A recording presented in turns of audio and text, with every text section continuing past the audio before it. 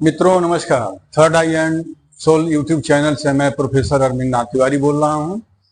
आप सबका हार्दिक अभिनंदन और स्वागत कर रहा हूं। मित्रों, आज का विषय लेकर के आया हूं कि साधना के दौरान कमर में क्यों दर्द होता है, गर्दन में क्यों दर्द होता है, पीठ में क्यों दर्द होता है। इस विषय पर चर्चा करने हम चल रहे हैं और निवेदन करेंगे कि मेरे द्वारा बताए गए तथ्य अगर आपको अच्छा लगे, बढ़िया लगे तो चैनल को सब्सक्राइब, लाइक, कमेंट करना नहीं भूलेंगे।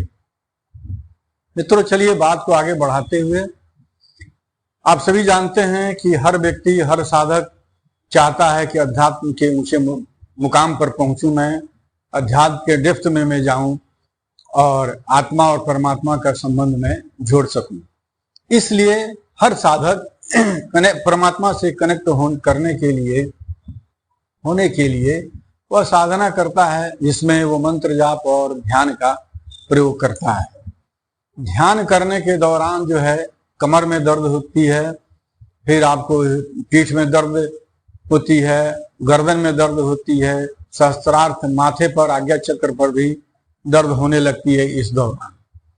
तो इन सब दर्दों का कारण, पहला दर्द तो शरीर में मूलाधार चक्र में ही शुरू होती है। तो जो साधक के गुरु के सानिध्य में अगर साधना करते हैं तो उनके समस्याओं का समाधान तो हो जाता है।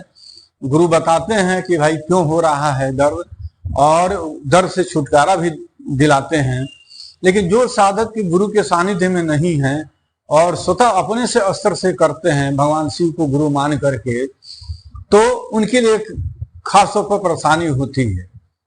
तो सभी के जानने के लिए मैं ये बता रहा हूं, वैसे साधक भी और गुरु वाले साधक को भी मैं ये बताना चाह रहा हूं कि जैसे ही आप मंत्र जाप और ध्यान करना शुरू करते हैं, मंत्र में जो आप मंत्र चैटिंग जो करते हैं परमात्मा से, प्रकृति से जो करते हैं, तो इस मंत्र का और ध्यान मंत्र का जो है गर्मी होने लगती है, शरीर में ब्लड सर्कुलेशन बढ़ जाता है, तापक्रम उसका बढ़ जाता है, और कुंडलिनी जो है मूलाधार चक्र में जहां बैठी होती हैं, जिन्हें शक्ति के नाम से जाना जाता है, मां पार्वती के नाम से जाना जाता है, वो हीट होना शुरू हो जाती है, गर्म होना शुरू हो जाती है।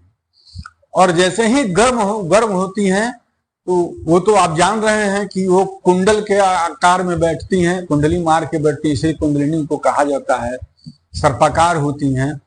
और वो ऊर्ध्वगामी जब होती हैं, वो जब उनको मंत्र की गर्मी मिलती है, ऊर्जा प्राप्त होती है, तो वो ऊर्ध्वगामी होती हैं और पीछे से वो उठना शुरू करती हैं। तो जैसे ही शुरू होती हैं तो उस जगह में फैलाव होता है, और फैलाव होने के चलते कुछ मलिनता भी होती है, तो मलिनताओं को दूर करना शुरू करती हैं। और फिर जो है ये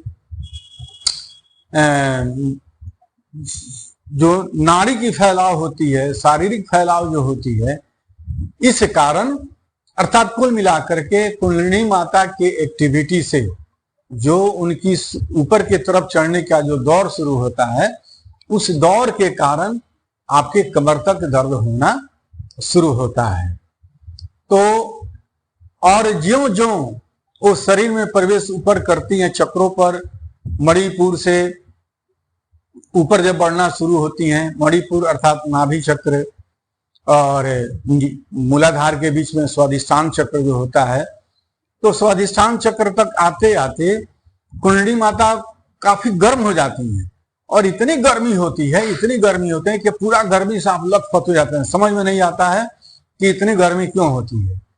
तो कारण यही होता है कि मंत्र ऊर्जा के गर्मी के चलते माता कुंडलिनी गर्म होती हैं और वो आपके शरीर में तपिश देना शुरू कर देती हैं, गर्म करना शुरू कर देती हैं। क्योंकि गर्म की गर्माहट ही चक्रों का भोजन है। वो गर्माहट के चलते ही चक्रों की सफाया होती है, मलिनता दूर होती है, चक्रों का उद्भेदन शुरू होता है। तो इसलिए इस दौरान कमर में भयंकर दर्द होने लगते हैं। और इस दौरान जो है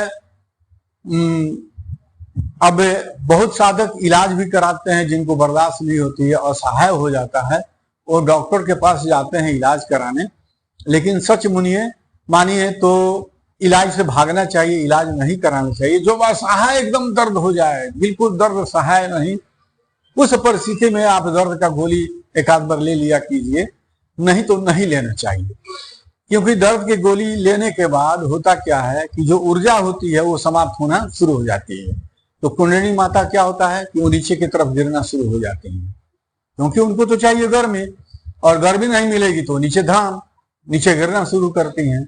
इसलिए साधक को गलती यह नहीं करनी चाहिए और इंतजार करना चाहिए जब वो अपने शरीर में चक्रों में, जब वो अपने हिसाब से, अपनी सक्रियता के हिसाब से जो फैलाव कर लेती है, जगह बना लेती है माता कुंडलिनी, तो आपका दर्द होना कम शुरू हो जाता है। और बहुत दर्द होता है मान लीजिए, तो आप सुसुम पानी कर लीजिए, उसमें थोड़ा सा नमक डाल लीजिए और कपड़ा भिगो करके और पानी डाल करके और पूरे कमर पर उसका आप सेक दे सकते हैं, तो दर्द से राहत आपको मिल सकता है। या आप गुरु के सानिध्य में हैं तो गुरुओं के पास से दर्द कम करने का मंत्र होता है, वो अपना ऊर्जावान बना के रखते हैं मंत्रों को, तो वो अपना झाड़ देते हैं। आप कहीं रहिएगा, पूरे ऑल इंडिया में, वर्ल्ड के किसी कोना में रहिएगा, यहीं से बैठे बैठे उसको झाड़ा जा सकता है, दर्द को कम किया जा सकता है। जो भी गुरु हैं उस लेवल के इस काम को कर सकते हैं। तो फिर जो है कमर से आगे मणिपुर चक्र आते आते बहुत सारा परिवर्तन हो जाता है। और यूं जान लीजिए कि मूलाधार चक्र और मणिपुर चक्र, ये स्वाधिष्ठान चक्र बीच में वो ब्रह्मा जी का स्थान है, नाभि चक्र भगवान शिव का स्थान है, भगवान हरि विष्णु का स्थान है। तो यहां तक आते आते इसका रहस्य अगर आप समझ गए और विपरीत लिंग से, योनि से आप आकर्षण से बच गए, अपने को बचा लिए, तब फिर तो आपका चक्र उद्भेदन में कोई दिक्कत नहीं होगी। आप ऊपर की तरफ चक्र शोधन होना शुरू हो जाएगा, माता कुंडलिनी ऊपर उठना शुरू हो जाएंगी। और पीठ के, हृदय के और पीठ के बगल में, हृदय में भी कसक होता है, दर्द होता है हृदय स्थल पर, हृदय चक्र पर, और पीठ में भी दर्द होता है। तो वो अपना फैलाव करती जाती हैं। कभी कभी तो ऐसा होता है कि छाती, ये सीना जो होता है यहाँ जल जाता है, मंत्र ऊर्जा के चलते, यहाँ जैसे आग से कोई जलाता है उस तरह से जल जाता है, यहाँ पर दाग हो जाता है पूरा, आपको ये चितकावर, ये दाग टाइप का स्पॉट बन जाता है यहाँ पर, गर्दन के अगल पीछे में भी बन जाता है, सूजन भी हो जाता है। और फिर माता कुंडलिनी स्थिर होती हैं। फिर आज्ञा चक्र पर, आप जानते हैं कि 5 लेयर आज्ञा चक्र पर भी होता है, तो वहां भी उद्भेदन, माता कुंडलिनी जब पहुंचती है तो वहां पर दर्द भी होता है। तो इन दर्दों को सहना पड़ता है और दर्द को सहने के बाद ही आप अपने मंजिल और मुकाम पर पहुंचते हैं। फिर आप सहस्त्रार पर जाते हैं। तो इस तरह से माता कुंडलिनी का जो ऊर्ध्वगामी होता है, माता कुंडलिनी जब ऊपर की तरफ उठती हैं तो शरीर में बहुत सारे परिवर्तन होते हैं, दर्द होता है। और परिवर्तन तो यह होता है कि जो पहले आप में जो चंचलता होती थी, आपकी चंचलता समाप्त हो जाती है। और जब तक आप कुंडलिनी माता मणिपुर चक्र तक है, उस समय तक सेक्स करने की इच्छा ज्यादा बढ़ जाती है, जिस पर नियंत्रण करना चाहिए साधक को। तो आकर्षण बढ़ जाता है, स्त्रियों का आकर्षण बढ़ जाता है, पुरुषों का आकर्षण बढ़ जाता है। तो इन सब चीज से साधक को बचना चाहिए और अपने को बचा करके अपनी यात्रा को आगे बढ़ानी चाहिए। क्योंकि कोई भी आम आदमी साधक के संभोग करता है तो उसकी स्थिति देख लीजिए। और यहाँ तो आप आध्यात्मिक संभोग करते हैं, यह जान लीजिए। आप सुबह शाम में जो भी आपकी कुंडलिनी जब उठती हैं तो वो आध्यात्मिक संभोग करती है, क्योंकि वीर्य के बल पर ही आपके माता कुंडलिनी का वही भोजन है और उसी पर उठती हैं सहस्त्रार तक, वही उनको फीड मिलता है। और जो आप मंत्र जाप करते हैं उसकी गर्मी मिलती है। तो दोनों के समन्वय से ऊर्ध्वगामी होती हैं। तो इन सब चीजों को समझना पड़ता है।